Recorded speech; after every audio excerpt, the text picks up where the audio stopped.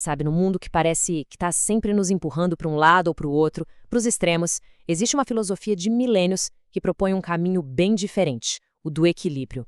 Hoje a gente vai mergulhar fundo no conceito budista do caminho do meio. É uma jornada, viu? Que começa com um príncipe e nos leva até a essência da paz interior. Vamos descobrir juntos como essa ideia tão antiga pode ser incrivelmente relevante hoje.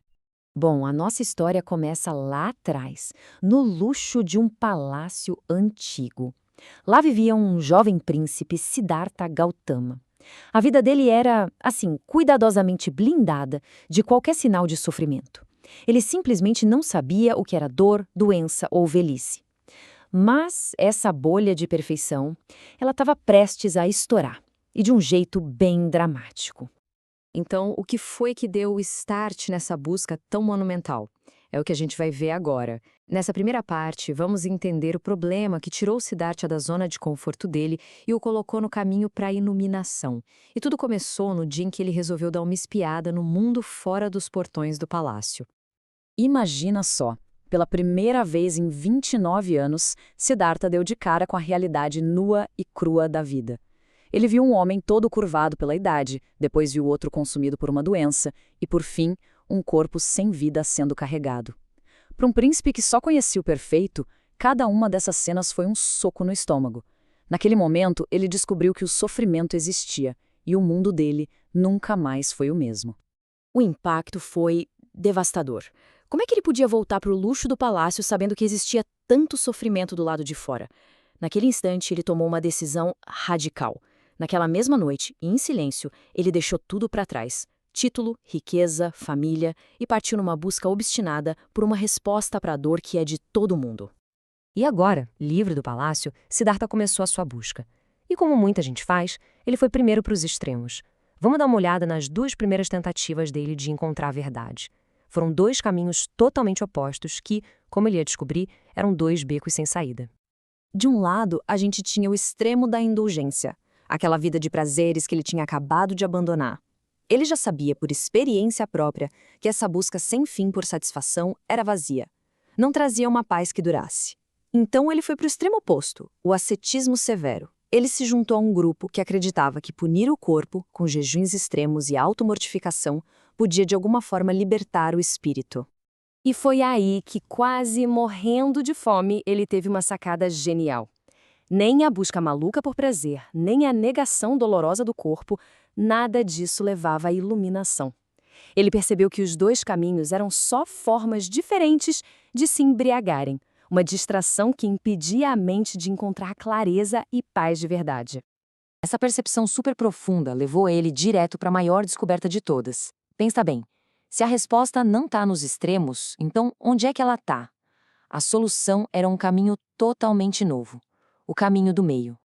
Em seu primeiro discurso, já como o Buda, o desperto, ele compartilhou essa revelação com todo mundo. E ele chamou-o de o caminho do meio. E olha, não era um meio termo, uma coisa morna, sabe? Era um caminho de moderação consciente, que evita os exageros tanto da curtição quanto da negação. Um caminho que, segundo ele, leva direto para a visão clara, para o conhecimento profundo e para uma paz inabalável. E o que essa imagem aqui sugere é importantíssimo. O caminho do meio não é só uma coisa superficial, tipo comer com moderação. É um equilíbrio dinâmico, profundo, que harmoniza a mente e o corpo. Ele se baseia num treinamento ativo, que envolve a nossa ética, a nossa concentração e a nossa sabedoria. Ok, na teoria isso tudo soa muito bem. Mas e na prática? Como é que a gente aplica esse equilíbrio? Felizmente, o Buda não deixou essa pergunta no ar. Ele nos deu um mapa bem detalhado. O nobre caminho óctuplo. Esse guia é feito de 8 práticas que estão todas conectadas. Vamos ver as primeiras. Tudo começa com a compreensão correta, ou seja, entender a natureza do sofrimento. Isso nos inspira a ter o pensamento correto, que é livre de desejo e de má vontade. E esse pensamento, por sua vez, aparece na nossa fala correta, sem mentiras ou palavras agressivas, e na ação correta, agindo com ética e compaixão. Percebe a conexão? A sabedoria que está dentro da gente se reflete nas nossas ações? E aqui tem um ponto que é fundamental entender. Isso não é uma escada, onde se sobe um degrau de cada vez. Pelo contrário, São 8 áreas da vida que precisam ser cultivadas e equilibradas ao mesmo tempo. É uma prática completa que trabalha a mente e o corpo como uma coisa só. Bom, agora que a gente viu essa estrutura externa, vamos mergulhar um pouco mais fundo. Como que o caminho do meio se aplica no nosso cenário mais complexo, mais desafiador de todos, o nosso mundo interior? Olha só que provocação essa citação do mestre budista Ajahn Chah. Na verdade, a felicidade é apenas uma forma refinada de sofrimento. Parece estranho, né? Mas para pensar. Quando a gente está feliz, não vem junto um medinho sutil de perder essa felicidade? Quando algo bom acontece, a gente se apega, e esse apego, esse medo, já é em si uma forma de sofrimento. A metáfora que usam para explicar isso é muito poderosa. Pensa no sofrimento e na felicidade como se fossem uma cobra. A cabeça da cobra é a infelicidade. Óbvio que é perigosa, a gente quer evitar. Mas a cauda é a felicidade. Se a gente se agarra na cauda, o que acontece? A cobra inteira vem junto e uma hora a cabeça se vira para morder. As duas pontas pertencem ao mesmo bicho, o apego, o desejo. Portanto, a prática interna do caminho do meio nos convida a fazer algo bem radical. Nem se apegar à cauda, nem fugir da cabeça. O objetivo é ir além dessa dualidade, sabe? Encontrar uma paz que não depende se as coisas lá fora estão boas ou ruins. O objetivo é soltar a cobra inteira. E levando essa ideia para o nível mais filosófico possível, a gente encontra o conceito de vacuidade, ou sunyata. A ideia, que foi desenvolvida por filósofos como Nagarjuna, é que nada tem uma essência fixa, isolada. Pensa numa onda no mar. Ela não existe separada do oceano, certo? Do mesmo jeito, tudo no universo, incluindo a gente, existe em interdependência, numa grande teia de relações. E aqui, a gente vê mais um caminho do meio, só que agora, filosófico. Ele evita dois extremos de pensamento. O eternalismo, que é a crença de que as coisas são permanentes, fixas para sempre, e o niilismo, que é a crença de que nada existe de verdade.